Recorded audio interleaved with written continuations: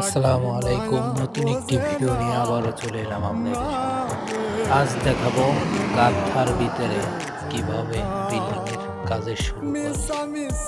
এই যে রডের পুটিং বাঁধা হয়েছে, কষ্ট পাইবা সান্ত্বনা যে পাখি 50 সেন্টি কলম আর পুটিং রয়েছে, ঢালাই হবে 50 সেন্টি পুরাটা।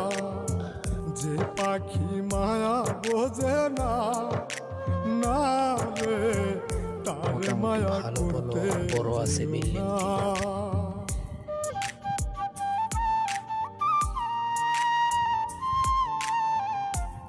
আরো নতুন ভিডিও পেতে আমাদের সাথে থাকুন, চ্যানেলটি সাবস্ক্রাইব করে